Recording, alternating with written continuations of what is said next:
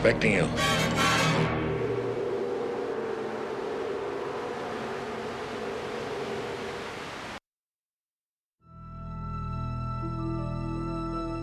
When I first started out directing, I had no interest in starting out in television.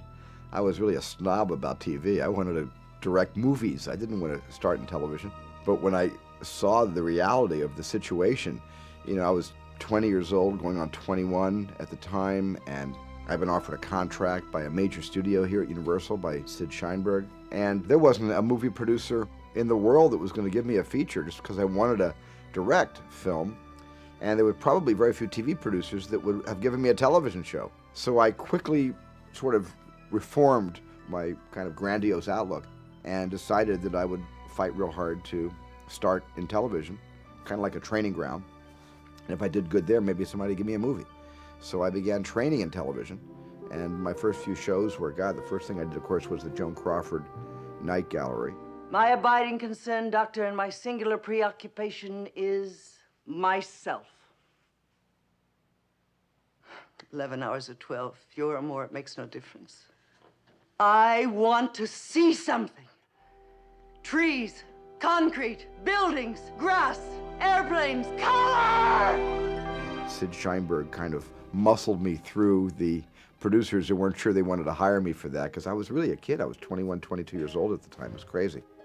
After that, I didn't work for about a year. I actually took off a year from my contract and just did some writing. Came back a year later because a friend of mine, Gerald Friedman, was producing a series called The Psychiatrist, starring Roy Thinnes, and asked me if I wanted to direct a couple of them. And he actually offered me 2 out of 6. He had a 6-show commitment, and I directed the first one and the one in the middle. And that was a great experience. That was fantastic. And then I realized, wow, you can be creative in television, even though the time pressure is enormous and you've got to finish these, these hour shows. In those days, we had 5 days for an hour. And yet you could get a lot done in a day's work. And of course, it wasn't an 8-hour or 10-hour day. We were shooting 14, 15-hour days just to get all the shots in. But it was a great experience for me to start out in TV that way. The Joan Crawford experience wasn't so pleasant because I had a lot of interference from everybody you can possibly imagine trying to save my ass. I didn't think it needed saving, but they did, and I went along with the ride. I realized, well, maybe it does need saving. Maybe I'm not doing a very good job, and I had a lot of people giving me advice, and I pretty much didn't want to be a maverick, independent filmmaker screaming, I'm going back to New York to make underground films. So I just pretty much played by their rules. But in an interesting way, Jerry Friedman's offer for me to direct this hour episode of The Psychiatrist with no restrictions. He just said, hey, do whatever you want. Make it into a little art film. You can be new wave, you can be avant-garde, as esoteric as you want to be. Do what you want to do with it. Wow, that was a wonderful piece of friendship and advice, and that's exactly what I did. I made a very strange, esoteric show out of the hour.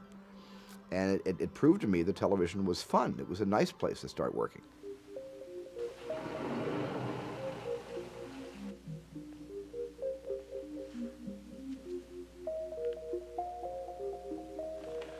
I've been expecting you. It was inevitable. I was a journeyman TV director, and I was doing not a lot of shows. I didn't do a lot of television. I tried to pick and choose the shows that, in a strange way, it was kind of a conundrum, a catch-22.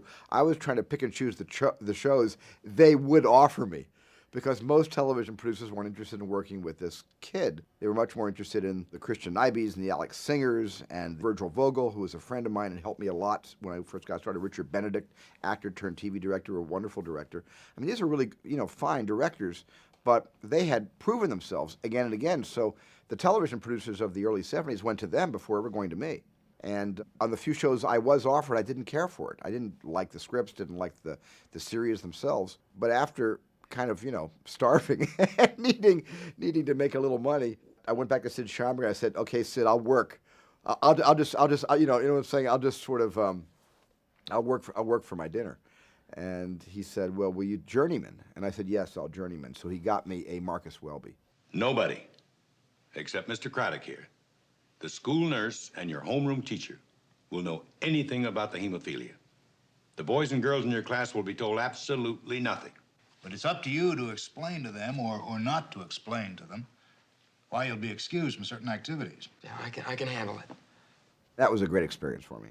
And I never directed Robert Young, but I was able to talk to him. You know what I'm saying? I was able, because he had his character. I'm not going to inform him or give him revisionist information about his character of Marcus Welby, but he was very, very gracious to me and not resentful of my age, which was such a problem in those days, especially in television, where the average age of a crew member was 55 years old, and it was all the great people from the golden age of movies that were now working in television that had already worked with all the great directors, and they didn't suffer fools or young people that well. So there was a lot of resistance to age in those days. So I was grateful when anybody gave me a job in television. No matter how pedestrian the concept of the show appeared, I was still able to do a couple of shots in an hour Marcus Welby that I was proud of. And I said, oh, I got away with that. Nobody fired me. That's great.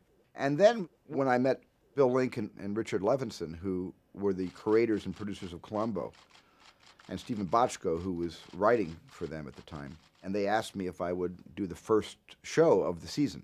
It was a great honor to be invited to do that first show. And when I read the script by Bochco, and I guess story by Lincoln Levinson, I thought, man, this is the best script anybody has ever given me, ever, to direct.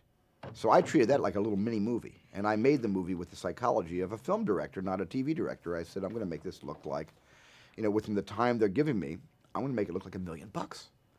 They're giving me $130,000 for this hour. I'm going to make it look like $1 million. Is this your partner's handwriting? Well, I think I can prove it is. Maybe I ought to read this to you. Idea for a Melville book, perfect alibi. A wants to kill B. Drives B to a remote house and has him call his wife in city. Tells her he's working late at the office. Bang, bang. Columbo was a great experience for me and was as close as I had ever come to making a movie.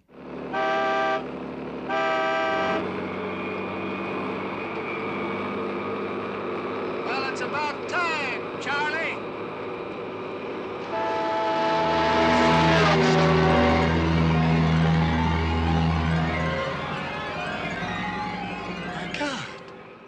What I tried to bring to TV was a lesser emphasis on the close-up, because the movies I learned from were really about master shots and letting the audience kind of look at the overview and kind of be their own film editor sometime. I used to love those old movies like Orson Welles, certainly, and John Ford, shot wide. Howard Hawks shot wide. But when Hawks and Ford went in for the close-up, it was to tell a story. It was to drum home a point. And they used the close-up as a powerful tool of narrative storytelling. Television seemed to use a close-up because screens were so small, they wanted people to see what the actors were saying. They wanted to get mouth movement, so they would shoot all the TV shows like that. So when I came to television, I kind of went back to wider shots, and it got me, in a strange way, noticed, simply because I was shooting wider than most television directors. So I look back at it and say, I was so hungry back then. I was so ambitious. I was so excited about having been given this chance. It was a great experience for me to start out in TV that way.